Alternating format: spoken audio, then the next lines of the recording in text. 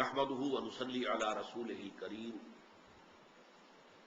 اما بعد فقد قال الله تبارك وتعالى كما ورد في سورة النور اعوذ بالله من الشيطان الرجيم بسم الله الرحمن الرحيم الله نور السماوات والارض مثل نوره كمشكاة فيها مصباح المصباح في زجاجة الزجاجة كأنها كوكب دري يوقد من شجرة مباركة زيتونة لا شرقية ولا غربية يكاد زيتها يضيء ولو لم تمسسه نار نور على نور يهدي الله لنوره من يشاء وَيَضْرِبُ اللَّهُ الْأَمْثَالَ لِلنَّاسِ وَاللَّهُ بِكُلِّ شَيْءٍ عَلِيمٌ صدق اللہ العظیم رب اشرح لي صدری ويسر لي امری واحلل عقدۃ من لسانی یفقهوا قولی اللهم ربنا الہمنا رشدنا واعصمنا من شرور انفسنا اللهم ارنا الحق حقا وارزقنا اتباعه وارنا الباطل باطلا وارزقنا اجتنابه اللهم نور قلوبنا بالایمان واشرح صدورنا للاسلام واجعلنا على بینۃ منك آمین یا رب العالمین۔ ذہن میں تازہ کر لیجئے مطالعہ قرآن حکیم کے جس منتخب نصاب کا سلسلے وار درس ہو رہا ہے ان مجالس میں، وہ 6 حصوں پر مشتمل ہے۔ پہلے حصے میں 4 جامع دروس شامل ہیں۔ سورۃ العصر ایک مکمل لیکن نہایت مختصر سورت ہے، پھر آیت البر ایک آیت لیکن طویل آیت، پھر ایک رکوع سورہ لقمان کا دوسرا رکوع مکمل رکوع، پھر سورہ حامیم السجدہ کی آیات جو 2 رکوعوں میں پھیلی ہوئی تھی۔ یہ 4 دروس تھے جامع، جن میں انسان کی نجات کے لیے جو لوازم ہیں، جو شرائط ہیں، ان سب کا بیان جامعیت کے ساتھ ہوا ہے۔ اس کے بعد دوسرے حصے میں مباحث ایمانی شروع ہوئے۔ پہلا درس تھا سورہ فاتحہ پر مشتمل، ام القرآن، اساس القرآن۔ دوسرا درس سورہ آل عمران کے آخری رکوع کی 6 آیات پر مشتمل تھا۔ پھر ہم نے ایک خاکے کی شکل میں ایمان کی اقسام کے بارے میں گفتگو کی کہ ایک ایمان ہے قانونی ایمان، جس کی بنیاد پر ہم دنیا میں ایک دوسرے کو مسلمان سمجھتے ہیں۔ اس کا تمام تر تعلق جو ہے وہ اقرار باللسان سے ہے، زبان سے کسی شخص کا اقرار کرنا۔ اس سے انسان کو دنیا میں ایک لیگل سٹیٹس حاصل ہو جاتا ہے، ایک مسلمان کے حقوق معاشرے کے اندر یا اسلامی ریاست میں ایک مکمل شہری کے حقوق سے حاصل ہو جائے گا۔ اور یہ لیگل سٹیٹس جیسا کہ ہم دیکھ چکے ہیں امام ابو حنیفہ رحمۃ اللہ علیہ کے الفاظ میں، لا یزید ولا ینقص، نہ اس میں اضافہ ہو سکتا ہے نہ کمی ہو سکتی ہے۔ یہ تو ایک اسٹیٹک شے ہے، جامد شے ہے۔ وہ قانونی حقوق جو ہے وہ برابر ہے، کسی متقی انسان کے زیادہ نہیں ہوتے اور کسی فاسق و فاجر مسلمان کے کم نہیں ہوتے۔ یہ تو ہے قانونی ایمان، جس پر مزید ہمیں بحث کرنے کی ضرورت اس لیے نہیں ہوئی کہ یہ تو ہم سب کو حاصل ہی ہے، والدین کے ذریعے سے ہمیں مل گیا ہے۔ البتہ حقیقی ایمان وہ ہے جو دل کے یقین کی کیفیت پر مشتمل ہے، تصدیق بالقلب، دل کی گہرائی کے اندر یقین پیدا ہو جائے۔ اگرچہ اس کے بھی درجے ہوں گے گہرائی کے اعتبار سے، کس کا کتنا گہرا ہے اور گہرا ہے اور گہرا ہے، اس میں آپ کو سورہ مائدہ کی آیت سنا چکا ہوں۔ لیکن یہ کہ دل کے اندر تصدیق ہونی چاہیے، کسی نہ کسی درجے میں یقین کا عنصر ہونا چاہیے۔ یہ ہے وہ ایمان جو آخرت میں معتبر ہوگا۔ اللہ تعالیٰ دلوں کے حالات سے واقف ہے، ہم تو دلوں کے حال کو جان نہیں سکتے۔ دنیا میں ہماری مجبوری ہے کہ انسان کے قول پر ہم سارا دار و مدار رکھیں اپنے معاملات کا۔ آخرت میں واسطہ ہے اس ہستی سے جو علیم بذات الصدور ہے، جو سینوں کے حالات سے واقف ہے کہ اندر کیا ہے اور کیا نہیں ہے۔ وہاں وہ ایمان در حقیقت وہی معتبر ہوگا جو دلی یقین والا ایمان۔ اچھا، یہ دلی یقین والا ایمان بھی دو طرح پر پیدا ہو سکتا ہے، تقلیدی انداز میں، غیر شعوری انداز میں۔ آپ نے اگر اسلام قبول کر لیا ہے اور اب اسلام کے احکام پر عمل کرتے رہیں تو اس تسلسل عمل کے نتیجے میں بھی ایک یقین کی کیفیت پیدا ہو جاتی ہے۔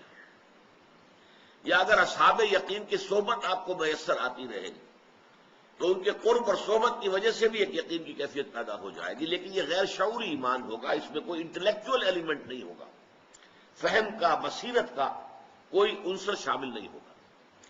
دوسرا ہے اکتسابی ایمان، جو انسان اپنے غور و فکر، سوچ و بچار کے نتیجے میں حاصل کرتا ہے، اور وہ در حقیقت شعوری ایمان ہے۔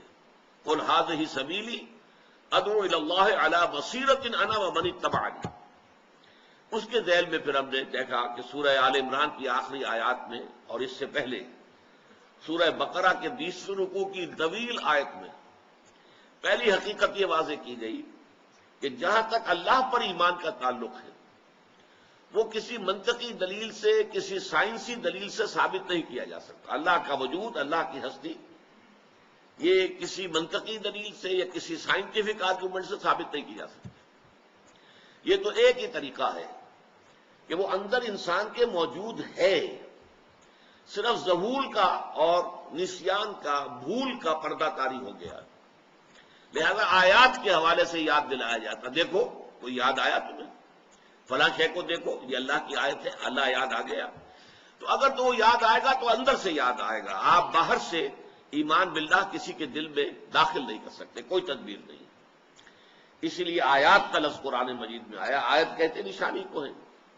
نشانی وہ شے ہوتی ہے جسے دیکھ کر کوئی شے یاد آ جائے، وہ یاد آنا سپونٹینیس ہوتا ہے، از خود ہوتا ہے، اس میں کوئی اور جو ہے آپ تکلف کے ذریعے سے نہیں کر سکتے۔ اسی لیے فذکر انما انت مذکر لست علیہم بمسیطر، اے اللہ کے نبی آپ تو یاد دہانی کی کوشش کیجئے، اور آپ کا کام صرف یاد دہانی کرانا ہے، آپ کو داروغہ نہیں ہے، آپ ان سے اللہ کی ہستی کو منوا نہیں سکتے، وہ تو ان کے اپنے اندر سے ابھرے گا۔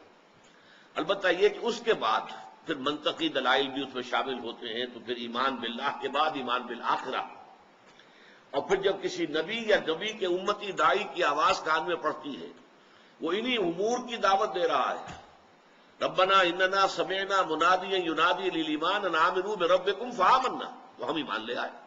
یہ ایمان سمعی ہے، ایمان بالرسالہ۔ اب در حقیقت اسی مفہوم کو سورہ نور کی جو آیات ہیں ان کے اندر، آیات نور یہ مشہور ہے قرآن مجید کی آیات، اور بہت یوں سمجھیے کہ فضیلت والی ہے، ان میں ایک تمثیل کے پیرائے میں بیان کیا گیا ہے۔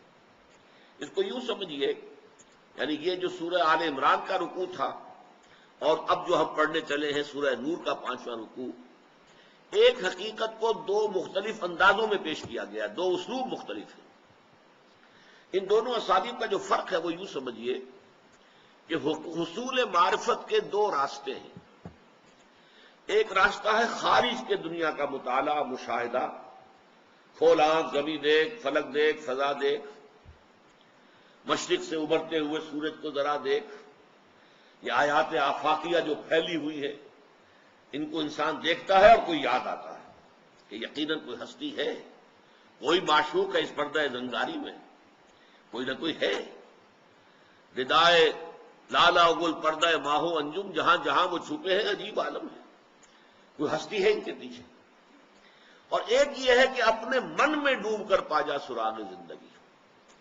قرآن مجید بھی آیات کو تقسیم کرتا ہے آیات آفاقیہ اور آیات انفسیہ، چنانچہ فرمایا وَفِي الْأَرْضِ آیَاتٌ لِّلْمُوقِنِينَ، یقین کرنے والوں کے لیے زمین میں بھی بے شمار آیتیں ہیں، اللہ کی نشانیاں ہیں۔ وَفِي أَنفُسِكُمْ أَفَلَا تُبْصِرُونَ، تمہارے اپنے اندر بھی اللہ کی نشانیاں موجود ہیں، تو کیا تم دیکھتے نہیں ہو؟ تو آیات آفاقی، کھول آنکھ، زمین دیکھ، فلک دیکھ، فضا دیکھ۔ افلا ينظرون الى الابل كيف خلقت والى السماء كيف رفعت والى الجبال كيف نصبت والى الارض كيف سطحت فذكر انما انت مذكر لست عليهم بمسيطر۔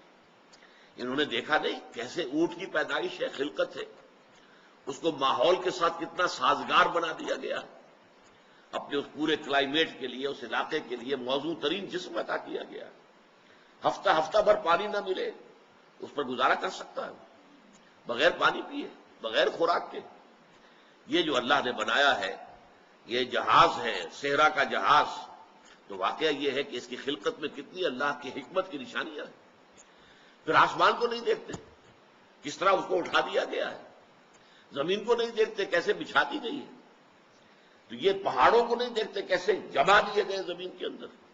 فذکر، تو اے نبی آپ بس یاد دہانی کرائیے، نشانیاں دکھائیے اور یاد کرانے کی کوشش کیجیے. انما انت مذکر، آپ تو بس یاد دلانے والے ہیں. انما یہ کلمہ حسر ہے، اس سے زیادہ آپ کا کوئی رول ہے نہیں. یاد آئے گا تو خود بخود آئے گا، نہیں آئے گا تو آپ منوا نہیں سکتے. لست علیہم بمسیطر، آپ ان کے اوپر کوئی داروغہ نہیں. یہی مضمون آیا ہے سورہ حامیم سجدہ کے آخر میں، سنوریہم آیاتنا فی الآفاق وفی انفسہم حتی یتبین لہم انہ الحق. ہم عنقریب انہیں اپنی نشانیاں دکھائیں گے آفاق میں بھی اور ان کے اپنے اندر بھی، یہاں تک کہ یہ بات ان پر پوری مبرہن ہو جائے گی، واضح ہو جائے گی، ثابت ہو جائے گی کہ قرآن مجید الحق ہے. انہ الحق، انہ الحق، قرآن مجید حق ہے، حقائق پر مبنی ہے، حقیقتوں کو بیان کر رہا ہے. تو جیسے کہ دو اصطلاحات ہیں سائیکالوجی کی، ایکسٹروورٹس اور انٹروورٹس. کچھ لوگ ہوتے ہیں خارج کی دنیا سے زیادہ دلچسپی رکھتے ہیں، کچھ لوگ ہوتے ہیں جو من کی دنیا میں اپنے اندر تنہا بیٹھے ہوئے غور و فکر کر رہے ہیں. کہ مزاج ہے جو اللہ تعالیٰ نے بنائے. تو ایک راستہ تو وہ ہے کہ آفاقی آیات کو دیکھو، اور قرآنی آیات جو ہے وہ اس کے لیے کیٹلیٹک ایجنٹس کا کام کرتی ہیں، جیسا کہ میں بیان کر چکا ہوں. توجہ دینا، دیکھو بھائی، آسمان کو نہیں دیکھتے، زمین کو نہیں دیکھتے، سورج کو نہیں دیکھتے، چاند کو نہیں دیکھتے، اونٹ کو نہیں دیکھتے، ان کو دیکھو کوئی تمہیں یاد آئے گا. اور ایک وہ ہے جو اپنے من کے اندر، اقبال جیسے کہتے ہیں، اپنے من میں ڈوب کر پا جا سراغ زندگی. اتفاق کی بات یہ ہے کہ اس سے پہلے بھی کانٹ کا ذکر یہاں ہوا ہے. کانٹ نے بھی بالآخر اپنی ساری بحثوں کو سمپ کر کے کہا ہے کہ اللہ تعالیٰ کی ہستی کے بارے میں دو شواہد ہیں اہم ترین، the starry heavens above and the moral law within. اب یہاں بھی دیکھیے کہ ایک ہے خارج کا، آفاق کا معاملہ، یہ ستاروں بھرا آسمان، یہ اللہ تعالیٰ کی نشانی ہے. And the moral law within, moral law, انسان کے اپنے اندر ایک ضابطۂ اخلاق موجود ہے. انسان جانتا ہے بائی از ویری نیچر کہ یہ شے بری ہے، یہ اچھی ہے، یہ گڈ ہے، یہ ایول ہے، یہ خیر ہے، یہ شر ہے. مورل لا انسان کے اندر ہے، اور اس کو ہم نے دیکھا کہ اس کو قرآن مجید اس کو استعمال کرتا ہے ایمان بالآخرت کے استدلال میں. اگر نیکی نیکی ہے اور بدی بدی ہے، وہ بات غلط ہے کہ نتھنگ از گڈ اور bad, only thinking makes it so. No, بدی بدی ہے، نیکی نیکی ہے، خیر خیر ہے، شر شر ہے. تو ظاہر بات ہے کہ گندم از گندم بے رویت جو سے جو، نیکی کا نتیجہ اچھا نکلنا چاہیے، بدی کا برا نکلنا چاہیے. دنیا میں ہم دیکھتے ہیں کہ ایسا نہیں ہو رہا، الٹا ہو رہا ہے بلکہ. لہذا ایک اور عالم کی ضرورت ہے جس میں یہ مورل لا پورے طور پر ایفیکٹو ہو. یہ جو دنیا ہے، یہ عالم دنیا، یہ فزیکل لاز کے اعتبار سے مکمل ہے، کامل ہے. آپ سنکھیا کھائیں گے مر جائیں گے، چاہے آپ نے غلطی سے کھایا تھا، اس سے کوئی فرق نہیں پڑے گا. آپ نے اسے کچھ اور شے سمجھا تھا، آپ کھا بیٹھے سنکھیا، تو آپ کے سمجھنے نہ سمجھنے سے اس پر کوئی فرق واقع نہیں ہوگا، بہت واقع ہو جائے گا. مورل لا، یہ فزیکل لا یہاں پر مکمل ہے، ایفیکٹو ہے. لیکن آپ جھوٹ بولیں گے، آپ کی زبان پر چھالا بھی نہیں پڑے گا. آپ حرام کی کمائی کھائیں گے، آپ کے پیٹ میں درد بھی نہیں ہوگا. لہذا مورل لا جو ہے وہ ایفیکٹو نہیں ہے، آپریٹو نہیں ہے. اس کے لیے ایک اور عالم چاہیے. تو اس کے لیے دلیل جو ہے وہ مورل لا جو ہے بنیاد ہے. اب یہاں سورہ نور کے بارے میں جان لیجئے، یہ دو صورتیں قرآن مجید میں ایک طرح سے جوڑے کے مانند ہیں. اکثر تو صورتیں جو جوڑوں کی شکل میں ہوتی ہیں وہ ساتھ ساتھ ہوتی ہیں. سورہ مزمل، سورہ مدثر، قل اعوذ برب الفلق، قل اعوذ برب الناس، یا ایھا النبی لم تحرم ما احل اللہ لک، یا ایھا النبی اذا طلقتم النساء فطلقوهن لعدتهن، سورہ صف ہے، سورہ جمعہ ہے، جوڑے کی شکل میں ہے. لیکن یہاں ایسا مسئلہ ہے کہ یہ مدنی سورت جو آئی ہے قرآن مجید میں 14 مکی صورتوں کے بعد آئی ہے. اسی طریقے سے 8 مکی صورتوں کے بعد سورہ احزاب آئے گی، اور سورہ احزاب میں اور سورہ نور کے اندر بڑی مشابہتیں ہیں. پردے کے ابتدائی احکام جو ہے سورہ احزاب میں آئے، تکمیلی احکام سورہ نور میں آئے. یہ جو مدنی دور ہے حضور کی حیات دنیاوی کا، اس کا جو درمیانی زمانہ ہے، یہ اس دور کی صورتیں آپس میں جوڑے کی شکل میں. یہ بھی 9 رکوعوں پر مشتمل ہے، وہ بھی 9 رکوعوں پر مشتمل ہے. اس کے بھی درمیان میں جو میں بعد میں آپ کو سناؤں گا آیت، بڑی جامع آیت آئی ہے. اور یہاں بھی بالکل درمیان میں 5واں رکوع، اور 5واں رکوع یوں سمجھیے کہ جیسے کوئی انگوٹھی ہوتی ہے کہ یہاں اس کے کوئی ہیرا لگا ہوا ہے، کوئی اور نگینہ ہے، اور دونوں سائڈز کے اوپر پھر ظاہر بات ہے کہ وہ تو صرف گھیراؤ ہے. اسی طریقے سے یہ آیات نور جو ہیں یہ اس ہیرے اور نگینے کے مانند ہیں جو اس سورہ نور کے عین وسط کے اندر ہمیں ٹنگا ہوا نظر آ رہا ہے. اس میں تمثیل کے پیرائے میں اللہ تعالی کی معرفت کے بارے میں بیان کیا گیا، اللہ نور السماوات والارض. لیکن اس سے پہلے ایک بات اور صاف سمجھ لیجئے، قرآن مجید میں اور دوسری بھی کتب سماویہ میں تمثیل جو ہے اور تمثیلات کا معاملہ بہت کثرت کے ساتھ آیا. اگر آپ بائبل، اور خاص طور پر اس میں سے میری مراد جو ہے وہ انجیل ہے، یہ جو گاسپلز ہیں، 4 انجیلیں جو ہیں، اگر ان کو پڑھیں گے تو دیکھیں گے کہ حضرت عیسیٰ علیہ السلام تمثیل کے پیرائے میں بہت گفتگو کرتے تھے. بلکہ پوچھا بھی ہے آپ کے حوارین میں سے کسی نے کہ آپ بہت تمثیل کے انداز میں بات کرتے ہیں. فرمایا تاکہ وہی لوگ سمجھیں کہ جن کا سمجھنا مفید ہے. لیکن یہ جو اصولی طور پر بات ہے اس کو سمجھ لیجئے کہ بہت سے مضامین ایسے ہیں جو بہت ہی لطیف ماورائی حقائق جو ہیں کائنات کے، وہ ہمارے ذہن میں بھی نہیں آ سکتے پورے طور پر. اور جب ہمارے ذہن میں پورے طور پر نہیں آتے، ہمارے مشاہدے کی دنیا سے باہر سے تعلق رکھتے ہیں، تو ہماری زبان میں بھی اس کو ایکسپریس کرنے کے لیے الفاظ موجود نہیں ہیں. ہماری زبان جو ہے وہ ہمارے مشاہدات پر مبنی ہے، مشاہدات سے بنی ہے. آپ نے ایک چیز دیکھی، اس کا ایک نام رکھا، ایک اور شے دیکھی، اس کو ایک اور نام دے دیا. جو ہم دیکھ رہے ہیں مشاہدات ہیں، اسی سے ہماری زبان جو ہے وہ پرواز چڑھ رہی.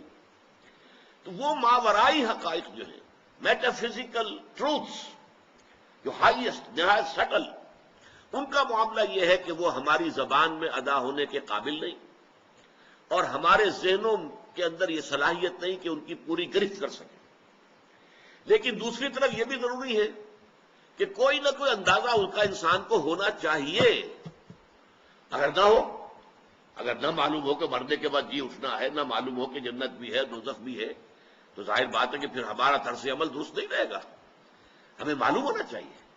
لہذا اگرچہ پورا تصور ہم نہیں کر سکتے، فرشتے کا ہم تصور کر ہی نہیں سکتے، فرشتے کی ہستی کا، یعنی اللہ تعالیٰ کی ذات تو وراء الورا ثم وراء الورا ثم وراء الورا ہے، فرشتے کی ہستی کا تصور ممکن نہیں ہمارے لیے. آپ کے علم میں ہونا چاہیے کہ حضور نے بھی زندگی میں صرف 2 مرتبہ حضرت جبرائیل کو ان کی اصل ملک کی شکل میں دیکھا ہے، ورنہ جب بھی حضرت جبرائیل آتے تھے حضور کے پاس انسانی شکل میں آتے تھے. حضرت دحیہ کلبی رضی اللہ تعالیٰ عنہ ایک نہایت حسین صحابی تھے، اکثر و بیشتر ان کی شکل اختیار کر کے حضرت جبرائیل آتے تھے. صرف 2 مواقع پر آپ نے دیکھا حضرت جبرائیل کو ان کی اصل شکل میں. ایک مرتبہ جب آپ غار حرا سے اتر رہے تھے نیچے جبل نور سے، تو آواز آئی یا محمد. آپ نے دیکھا آگے پیچھے کوئی نہیں ہے، گھبرائے بھی تھوڑا سا خوف طاری ہوا، یہ کیا معاملہ ہے. پھر چلے، پھر آواز آئی یا محمد. پھر آپ نے دیکھا کوئی نظر نہیں آیا. تیسری مرتبہ آواز آئی تو اچانک آپ کی نگاہ اٹھ گئی. اب آپ نے دیکھا حضرت جبرائیل کو پورا افق بھرا ہوا تھا، ایک کرسی پر بیٹھے ہوئے، لیکن اس کیفیت کے ساتھ کہ پورا افق ہورائزن ٹوٹلی وہ آکوپائڈ تھا ان کے وجود سے. تو اس ملکی شکل میں حضور نے ایک اس وقت دیکھا ہے، اور خوف طاری ہوا آپ پر، اور آپ نے گھر میں آ کر کہا زملونی زملونی، مجھے کپڑا اٹھا دو.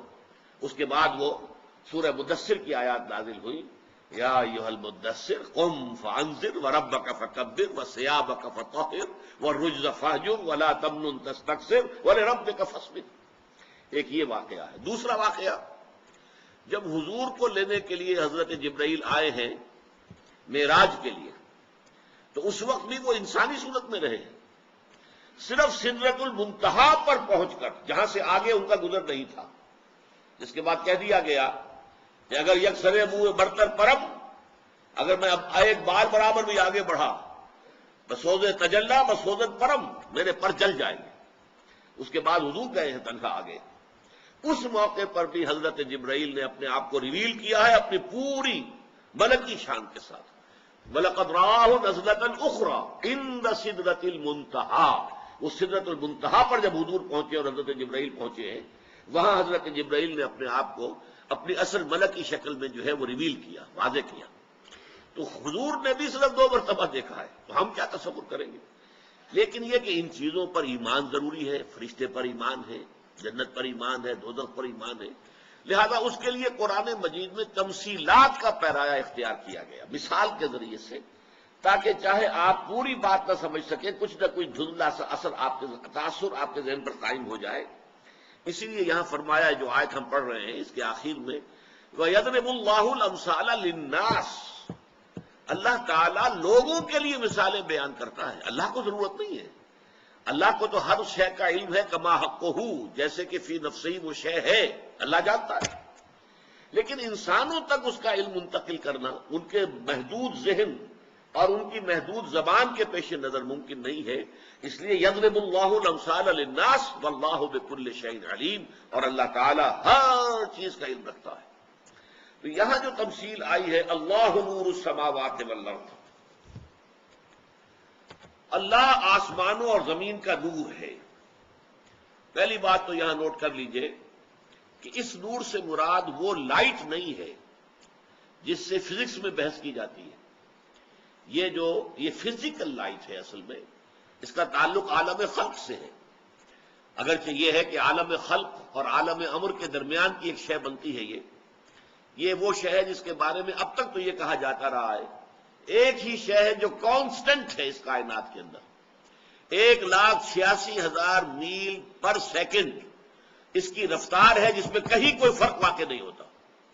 لیکن اب سننے میں آ رہا ہے کہ جدید جو پوسٹ آئنسٹائن ایرا جو ہے فزکس کا، اس میں مانا جا رہا ہے کہ نہیں، اس کے اندر بھی ویریشن ممکن ہے، بعض حالات ایسی ہو سکتی ہیں، ورنہ آپ کو معلوم ہے اسی کے حوالے سے جو کاسمک جو ڈسٹینسز ہیں وہ ناپے جاتے ہیں کہ 1 سیکنڈ میں یہ 1,86,000 میل چلی، یہ نور کی شعاع، تو 1 سال میں کتنی چلے گی گنتی کیجئے، اس کو کہیں گے لائٹ ایئر، اور لائٹ ایئرز کے حوالے سے فلاں جو سیارہ ہے ہم سے اتنے ملین لائٹ ایئرز کے فاصلے پر واقع ہوا ہے، تو لائٹ ایئر جو ہے وہ گویا کہ ایک یونٹ بن گیا۔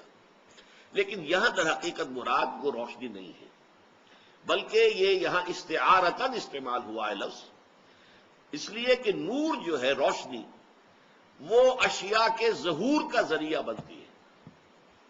دیکھیے آپ بھی موجود ہیں، میں بھی موجود ہوں، لیکن یہ روشنی اگر گل ہو جائے، نہ آپ مجھے دیکھ سکیں گے نہ میں آپ کو دیکھ سکوں گا۔ تو ہمارا ویژن جو ہے، ہمارا دیکھنا جو ہے، وہ محتاج ہے در حقیقت اس روشنی کا۔ یہ روشنی واسطہ بنتی ہے، ذریعہ بنتی ہے حقائق کے ظہور کا۔ اسی طریقے سے ایک باطنی روشنی ہے، ایمان کی روشنی ہے، نور ایمان ہے، کہ جو ذریعہ بنتا ہے اس پورے کائنات کی جو مخفی حقائق ہیں، جو میٹا فزیکل ٹروتھس ہیں، ریئلٹیز ہیں، ان کو جاننے کا ذریعہ جو ہے وہ باطنی نور بنتا ہے۔ وہ باطنی نور جو ہے اس کا تعلق اللہ تعالیٰ کی ذات کے ساتھ ہے۔ اللہ نور السماوات والارض، اللہ آسمانوں اور زمین کا نور ہے۔ مثل نور ہی، اس کے نور کی مثال ایسی ہے، لیکن یہاں نوٹ کر لیجئے کہ حضرت عبداللہ ابن عباس رضی اللہ تعالی عنہما، جن کو صحابہ نے حبر الامہ مانا ہے، اور جن کے لیے حضور نے دعا کی تھی، اللہم فقہہ فی الدین وعلمہ التاویل، اے اللہ اس نوجوان کو دین کا فہم، گہرا فہم عطا فرما، اور قرآن مجید کی تفسیر و تعویل کا علم عطا فرما۔ ان کا کہنا یہ ہے کہ یہاں مثل و نور ہی کے بعد الفاظ جو ہیں محذوف ہیں. فی قلب المومن، مومن کے دل میں جو اللہ کا نور ہوتا ہے، اس سے مراد کیا ہے؟ نور ایمان. یہ نور ایمان جو مومن کے دل میں ہوتا ہے. مثل نور ہی فی قلب المومن کمشکات فیہا مصباح. اب یہ تمثیل چل رہی ہے، بڑی کمپلیکس تمثیل ہے. ایسے ہے کہ جیسے ایک طاق ہو. یہ پرانے زمانے میں آپ کو معلوم ہے، اب تو طاق کا تصور ختم ہو گیا. دیواروں میں طاق بنائے جاتے تھے اور وہاں جو ہے کوئی شمع رکھی جاتی تھی، کوئی دیا رکھا جاتا تھا. تو طاق ہو، مشکات فیہا مصباح، اور اس میں ایک چراغ رکھا ہوا ہے. المصباح فی زجاجہ، اور یہ چراغ جو ہے وہ ایک شیشے کے اندر ہے، چمنی ہے. پرانے زمانے میں لالٹین ہوتی تھی، تو لالٹین کے اندر بھی وہ مٹی کے تیل کے ذریعے سے وہ جو بھڑک رہا ہے شعلہ، لیکن اس کے گرد وہ چمنی جو ہے وہ شیشے کا خول، تاکہ ہوا جو ہے ادھر ادھر اس شعلے کو ادھر سے ادھر نہ کرے، بلکہ وہ سٹیڈی رہے، قائم رہے. نفس مطمئنہ جس کو کہتے ہیں، اسی طریقے سے وہ شعلہ جو ہے اپنی جگہ پر برقرار رہے. تو یہ اور بڑے بڑے جو گلوبس ہوتے تھے پرانے زمانے میں، ہم تو بچپن میں استعمال کرتے رہے. لیمپ ہے اور اس کے اوپر گلوب سفید رنگ کا، دودھیا رنگ کا گلوب لگا ہوا ہے. تو مثل نور ہی فی قلب المومن، مومن کا نور ہوتا ہے، یعنی نور ایمان. اس کی مثال کیا ہے؟ کمشکات فیہا مصباح، جیسے ایک طاق ہو اور اس میں ایک چراغ رکھا ہو. المصباح فی زجاجہ، اور وہ چراغ جو ہے وہ ایک چمنی میں یا ایک شیشے کے اندر موجود ہے، گلوب میں ہے. الزجاجۃ کأنہا کوکب دری، اور وہ شیشہ، وہ چمنی، وہ ایسے چمکتی ہے جیسے کہ چمکدار ستارہ ہو. یوقد من شجرۃ مبارکۃ زیتونۃ لا شرقیۃ ولا غربیہ. وہ چراغ جلتا ہے ایک ایسے درخت، مبارک درخت زیتون کے، ایک ایسے مبارک درخت کے تیل سے کہ جو نہ شرقی ہے نہ غربی ہے. یکاد زیتھا، اور اس کا تیل جو ہے اتنا لطیف ہے، اتنا صاف اور شفاف ہے کہ وہ بھڑک اٹھنے کو تیار ہے. لو لم تمسسہ نار، چاہے اسے ابھی آگ نے چھوا بھی نہ ہو. نور علی نور، اور اگر آگ چھو لے تو روشنی پر روشنی ہے، نور پر نور ہے. اب اس کو یوں سمجھیے، پچھلے زمانے سے آپ کو معلوم ہے کہ تیل کے ذریعے سے دیا ہو، چراغ ہو، اس کے اندر تیل جلتا تھا.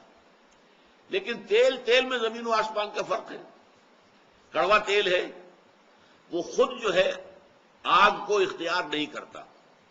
آپ کو اس میں روئی کی بتی لگانی پڑے گی، وہ بتی سک کرے گی تیل کو، اس میں وہ تیل جلے گا. براہ راست تیل نہیں جلے گا، بلکہ تیل کو جلانے کے لیے آپ کو درمیانی ایک واسطہ بتی کا اختیار کرنا پڑا. لالٹین میں کیا ہوتا تھا؟ لالٹین میں بھی مٹی کا تیل ہے نیچے اس کے سٹور جو ہے، لیکن اس کے اندر سے بتی جو اوپر آ رہی ہے وہ وہاں سے تیل کو سک کر کے اوپر لا رہی ہے، اور اس بتی کے ذریعے سے وہ تیل جل رہا ہے. ورنہ براہ راست آپ دیا سنائی دکھائیں گے مٹی کے تیل کو تو مٹی کا تیل تو نہیں جلے گا. اس کے برعکس آپ کو معلوم ہے پیٹرول جو ہے وہ خود آگ کو آگے بڑھ کر پکڑتا ہے. یعنی یہ کہ چاہے ابھی اس کے پاس جو ہے وہ چنگاری نہ آئی ہو، اسی لیے آپ کہتے ہیں جہاں پر بھی یہ تیل کے جو اسٹیشنز ہوتے ہیں، گیس اسٹیشنز یا آئل پمپس وغیرہ جہاں، تو وہاں سگریٹ جلانا، ماچس جلانا سختی کے ساتھ منع ہے. اس لیے کہ کسی بھی وقت وہ پیٹرول جو ہے وہ پکڑ لے گا، دھماکہ ہو جائے گا، تباہی آ جائے گی. یہ ہے فرق تیل اور تیل کے اندر. اب ظاہر بات ہے جس زمانے میں قرآن نازل ہو رہا ہے پیٹرول کا بھی وجود نہیں تھا، انسان نہیں جانتا تھا، پیٹرول سے واقف نہیں تھا. لیکن انتہائی صاف اور شفاف تیل ہونے کے اعتبار سے زیتون کا تیل، اور زیتون بھی عام نہیں، ایسا زیتون کا درخت جو نہ شرقی ہو نہ غربی ہو. اس کو کہا ہے عبداللہ ابن عباس نے کہ یا تو وہ کسی اونچائی پر ہے، پہاڑ کی چوٹی کے اوپر درخت کھڑا ہے. اب ظاہر بات ہے کہ اس پر سارا دن جو ہے سورج کی تمازت جو ہے وہ اثر کرے گی. صبح کے وقت بھی سورج پڑ رہا ہے، شام کو بھی ہے، اس لیے کہ کوئی اوٹ نہیں ہے. شرقی درخت ہے، فرض کیجئے کوئی جھنڈ ہے، اس کے مشرق میں جو درخت ہوگا صبح کی دھوپ تو اسے ملے گی، شام کی دھوپ تو نہیں ملے گی، اس لیے کہ اس کے اور سورج کے درمیان جو مغرب کے اندر اس کے جو درخت ہیں وہ آڑ بن جائیں گے۔ اگر کوئی غربی ہے تو صبح کی دھوپ اسے نہیں ملے گی، اسے صرف جو ہے شام کی دھوپ ملے گی۔ لا شرقیت ولا غربیہ، نہ شرقی نہ غربی، یا تو یہ کہ کھلے میدان میں ایک درخت ہے، پورا دن دھوپ کی تمادن، ظاہر بات ہے کہ جو کچھ بھی پیدا ہوتا ہے درختوں کے اندر اس کی اصل سورس جو ہے وہ تو سولر انرجی ہے، فوٹو سنتھسس کے ذریعے سے وہ سولر انرجی کنورٹ ہو رہی ہے، اسی انرجی کو آپ بعد میں لکڑی کو جلا کر آگ نکال لیتے ہیں، یہ کہاں سے آ گئی؟ یہ اس میں سٹور ہوئی ہے سولر انرجی۔ لیکن یہ کہ وہ درخت زیتون کا، وہ شجرہ مبارکہ زیتون کا کہ جو نہ شرقی ہے نہ غربی ہے، بلکہ جس کو پورا دن جو ہے دھوپ کی تمازت ملتی ہے، اس کا تیل اتنا صاف ہوتا تھا کہ بھڑک اٹھنے کو تیار تھا، جس کی آج جو ہے کامل مثال ہمارے سامنے پیٹرول ہے۔ یہ مثال ہے کہ اگر اس طرح کی کیفیت ہو، اب یہاں پہ در حقیقت کیا بتایا گیا؟ دیکھیے ہمارے سینے کی جو شکل ہے، اگر پنجرہ جو ہے سامنے آپ کے موجود ہو تو آپ کو معلوم ہوگا سینہ جو ہے وہ ایک طاق کے مانند ہے، جس طریقے سے پہلے زمانے میں طاق ہوتے تھے۔ ڈائفرام اوپر نیچے ہے اس کے، جو اس کا بیس بنتا ہے، اور اس کے اوپر ریسٹ کیے ہوئے دل، یہ دل ہے جس میں اللہ تعالی کا نور سماتا ہے۔ حدیث میں آتا ہے لم یسانی ارضی ولا سمائی ولیکن یسانی قلب عبد المومن، میں نہ آسمانوں میں سما سکتا ہوں نہ زمین میں سما سکتا ہوں، لیکن اپنے بندہ مومن کے دل میں سما جاتا ہوں۔ یہ بندہ مومن کے دل میں جو اللہ تعالیٰ کا نور ہے، اور اس کے لیے یہ قلب مومن جو ہے اس کے اندر نور کی مثال ہے۔ اس میں ایک تو فطرت کا تیل ہے، وہ فطرت کا تیل صاف اور شفاف، کسی کا اتنا صاف اور شفاف تھا کہ حضرت ابو بکر صدیق رضی اللہ تعالیٰ عنہ کو دیر ہی نہیں لگی، ادھر حضور نے بات کی ادھر وہ فوراً ایمان لیا ہے، اس لیے کہ وہ روغن شفاف تھا، نغمے بےتاب ہیں تاروں سے نکلنے کے لیے، گویا کہ خود ہی اندر سے ہی بےتابی ہے آگے بڑھنے کے لیے، بڑھ کر آگے جو ہے وہ تھاما جا رہا ہے اور پکڑا جا رہا ہے آگ کو۔ بالکل یہی معاملہ ہے کہ جیسے ہی نور وحی سامنے آیا وہ آئینہ قلب جگمگا اٹھا، اس لیے کہ اس کے اوپر کہیں تکدر نہیں ہے، کہیں پردے نہیں ہیں، کہیں ظہور نہیں ہے۔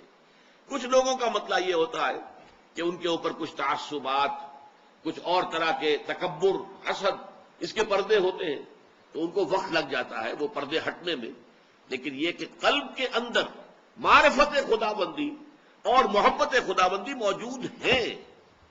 جیسے ہی آئینہ وحی سامنے آیا، وہ جیسے ہی نور وحی سامنے آیا، وہ اندر کا آئینہ جو ہے جگمگا اٹھتا ہے، اور یہ دونوں سے مل کر پھر نور ایمان کی تکمیل ہوتی ہے۔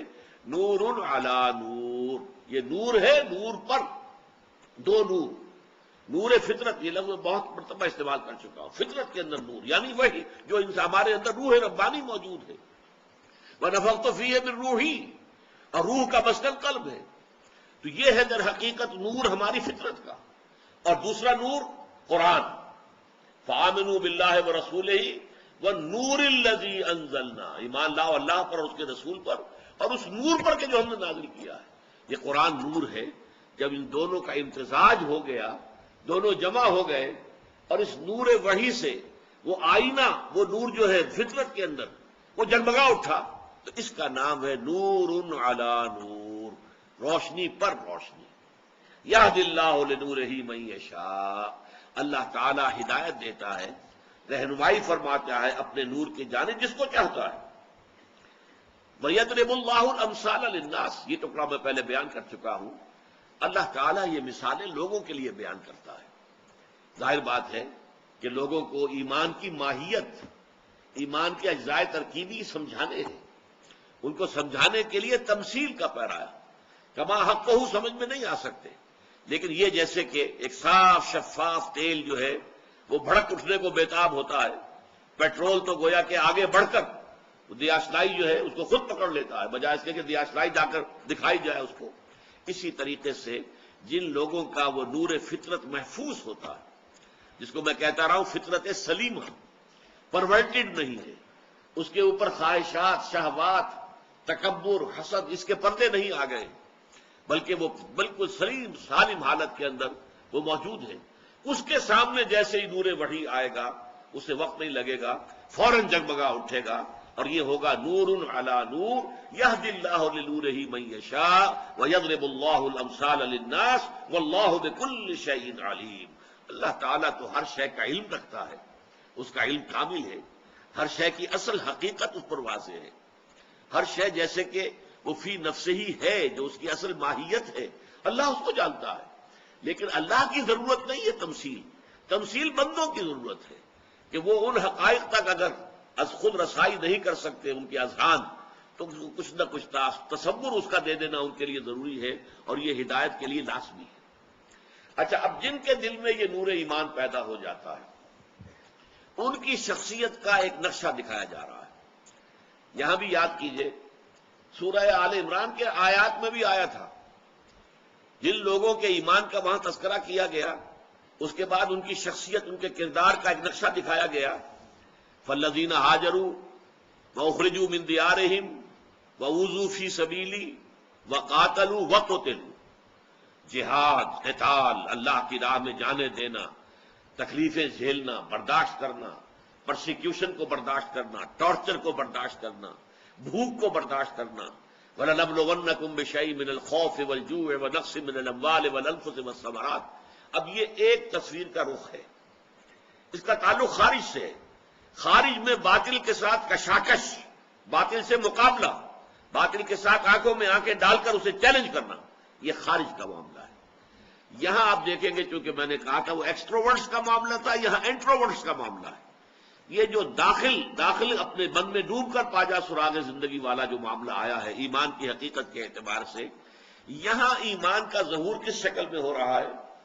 فی بیوت نذن اللہ ان ترفع ویذکر فیہا اسمہ.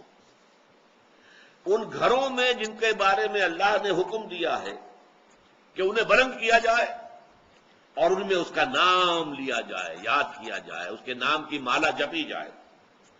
یسبح لہ فیہا، وہ لوگ جن کے دلوں میں یہ نور ایمان پیدا ہو جاتا ہے، وہ ان گھروں میں اللہ کی تسبیح میں مصروف رہتے ہیں، بالغدو والآصال، صبح کے وقت بھی اور شام کے اوقات میں بھی. رجال، وہ جواں مرد، لا تلہیہم تجارت ولا بیع عن ذکر اللہ، جنہیں غافل نہیں کر سکتی نہ کوئی تجارت، کوئی کاروبار، کوئی دھندا، نہ کوئی خرید و فروخت، کوئی سودا، عن ذکر اللہ، اللہ کی یاد سے، وإقام الصلاۃ، اور نماز کے قائم کرنے سے، وإیتاء الزکاۃ، اور زکوٰۃ کے ادا کرنے سے. اور اس سب کے باوجود یخافون یوما تتقلب فیہ القلوب والابصار، وہ ڈرتے رہتے ہیں اس دن کے تصور سے، لرزاں و ترساں رہتے ہیں جس دن کے نگاہیں اور دل الٹ جائیں گے، یعنی قیامت کا دن. لیجزیہم اللہ احسن ما عملوا، جس کا نتیجہ کیا نکلے گا؟ یہ لام عاقبت ہے کہ اللہ تعالیٰ بہترین اجر اور جزا عطا فرمائے گا انہیں ان کے اعمال کی. وَيَزِيدَهُم مِّن فَضْلِهِ، ان کے اعمال کا بھرپور صلہ تو دے گا، وہ تو حساب کتاب سے ہوگا. پھر وَيَزِيدَهُم مِّن فَضْلِهِ، وہ اپنے فضل سے اور اس میں اضافہ کرے گا. وَاللَّهُ يَرْزُقُ مَن يَشَاءُ بِغَيْرِ حساب، اللہ تعالیٰ دیتا ہے جس کو چاہتا ہے بغیر حساب. دیکھیے اب یہ دو رخ آ گئے ہیں بندہ مومن کی شخصیت اور کردار کے دو رخ. ایک کردار ہے خارجی، ایک کردار ہے داخلی. اندر اللہ کی محبت، اللہ کے ذکر سے اطمینان کا ہونا، اللہ کی محبت میں اور اللہ کے ذکر میں کسی شے کو آڑے نہ آنے دینا. کاروبار دنیاوی ہو، کوئی اور سودا ہو، لین دین ہو، کہیں بھی اللہ کے ذکر سے جو ہے وہ شے انسان کو باندھ نہ رکھ سکے. اور پھر بھی خوف، لرزاں و ترساں، ان کی زندگی کا یہ سارا نقشہ جو ہے دیا جا رہا، یہ ایک پکچر ہے. اور بندہ مومن کی شخصیت کی مکمل تصویر ان دونوں کو جوڑنے سے بنتی ہے. ہوتا یہی ہے اکثر و بیشتر، بعض لوگوں کا رجحان اس پہلے رخ کی طرف زیادہ ہوتا ہے، دوسرے کی طرف کم ہوتا ہے. بعض کا دوسرے کی طرف زیادہ ہے، پہلے کی طرف کم ہے. لیکن یہ کہ بالکل فارغ اور خالی رہ جانا، ایک یک رخی شخصیت، وہ اسلام کو مطلوب نہیں ہے. اسلام کو وہ شخصیت مطلوب ہے جو ایک طرف فالذین ہاجروا واخرجوا من دیارہم واوذوا فی سبیلی وقاتلوا وقتلوا، لَأُكَفِّرَنَّ عَنْهُمْ سَيِّئَاتِهِمْ۔ اب دیکھیے وہاں نہ نماز کا ذکر ہے، نہ ذکر کا ذکر ہے، اللہ کی یاد کا ذکر ہے، کوئی ذکر نہیں۔ لیکن دوسرا رخ کیا ہے؟ فی بیوت نذر اللہ ان ترفع ویذکر فیہا اسمہ، ان گھروں میں مراد ہے مساجد۔ یہ مساجد کے بارے میں ایک قول نقل کیا حضرت عبداللہ ابن عباس کا امام راضی نے کہ یہ مساجد جو ہے یہ اللہ تعالیٰ کے نور کے مراکز ہیں، اور جس طرح تم آسمان پر ستاروں کو چمکتے ہوئے دیکھتے ہو، آسمان والوں کو زمین میں یہ مسجدیں جو ہے چمکتی ہوئی نظر آتی ہیں۔ نور ربانی جو ہے در حقیقت جہاں اللہ کی یاد کی جا رہی ہے، نماز پڑھی جا رہی ہے، آسمان والے دیکھتے ہیں زمین کو تو وہاں یہ مسجدیں ستاروں کے مانند چمکتی ہوئی نظر آتی ہیں۔ فی بیوت نذر اللہ ان ترفع، انہیں بلند کیا جائے۔ مسجدوں کے بارے میں یہ ضرور ہے کہ ان کی ایک حیثیت نمایاں ہونی چاہیے، بہت زیادہ تکلف تو نہیں ہے جو بھی ہمارے ہاں آج کل ہو رہا ہے، تصنع اور تکلف اور آرائشیں، یہ نہیں، سادہ، لیکن یہ کہ وہ محسوس ہونا چاہیے جو بھی آبادی ہے اس میں ایک نمایاں مقام معلوم ہو، نمایاں حیثیت نظر آئے۔ کبھی کبھی ٹرین پر سفر کرتے ہوئے یہ نقشہ نظر آتا ہے، کسی گاؤں کے پاس سے گاڑی گزر رہی ہے، کچے گھروندے ہیں لیکن ساتھ درمیان میں ایک مسجد جو ہے وہ نمایاں نظر آ رہی ہے، وہ دوسرے گھروں سے بلند ہے، چاہے وہ کوئی زیادہ خود نہیں، کوئی بڑی عالیشان نہیں ہے، لیکن اپنی آبادی کے اعتبار سے اس کا جو ایک نمایاں حیثیت جو ہے وہ نظر آ رہی ہے۔ فی بیوت نذر اللہ ان ترفع ویذکر فیہا اسمہ، اور پھر اس میں ذکر کیا جائے، اللہ تعالیٰ کے نام کی مالا جپی جائے۔ بالغدو والآصال، غدو جو ہے یہ مصدر ہے اس لیے اس کی جمع نہیں آتی، آصال اصیل کی جمع ہے، شاموں، اصیل کہتے ہیں شام کو، شاموں میں مراد یہ ہے کہ شام کے اوقات میں آپ کو معلوم ہے نمازیں متعدد ہیں، اور صبح کا نصف جو ہے دن، نصف النہار پر اگر آپ تقسیم کریں گے دن کو تو نصف النہار سے پہلے ایک نماز ہے صرف فجر کی نماز، باقی وقت جو ہے اللہ تعالیٰ نے خالی چھوڑ دیا ہے میرے اور آپ کے لیے، جو بھی دنیاوی دھندے ہیں، جو بھی کاروبار معاش ہے اس میں لگی ہے۔ لیکن اقیم الصلاۃ لدلوک الشمس الی غسق اللیل وقرآن الفجر، جیسے ہی سورج ذرا ڈھلکا، اب ظہر آ گئی، اب عصر آ گئی، اب مغرب آ گئی، اب عشاء آ گئی، وہ تابڑ توڑ، اور آپ کو معلوم ہے سردیوں میں تو ایسا معلوم ہوتا ہے کہ تو چل میں آیا، ایک نماز سے فارغ ہوئے نہیں کہ دوسری نماز کا وقت تیار ہے، تو یہ کیفیت ہو جاتی ہے۔ لہذا بالغدو والآصال رجال لا تلہیہم تجارت ولا بیع عن ذکر اللہ، اب رجال کا لفظ آیا، وہ جوان مرد، ہمت کی ضرورت ہے، اللہ کے ساتھ ایسے لو لگا لینا کہ کوئی شے جو ہے مانے نہ ہو سکے ذکر الہی میں اور نماز میں اور زکوٰۃ کی ادائیگی میں، اس کے لیے بڑی ہمت درکار ہے۔ وہ جوان ہمت لوگ، وہ جوان مرد لوگ جنہیں غافل نہیں کر سکتی نہ کوئی تجارت اور نہ ہی کوئی سودا لین دین عن ذکر اللہ، اللہ کی یاد سے، وہ اقام الصلاۃ اور نماز کی ادائیگی سے، وہ ایتاء الزکاۃ اور زکوٰۃ کی ادائیگی سے، اور اس سب کے باوجود ان کے دلوں کا حال کیا ہے، ان کا تواضع جو ہے اللہ کے سامنے، عاجزی، ان کا جس طریقے سے کیفیت اللہ کے سامنے ہے، یخافون یوما تتقلب فیہ القلوب والابصار، رقیق القلب ہے، ڈرتے رہتے ہیں اس دن کے تصور سے جس دن کے نگاہیں اور دل الٹ جائیں گے۔ لیجزیہم اللہ احسن ما عملوا، تاکہ اللہ ان کو جزا دے بہترین ان کے اعمال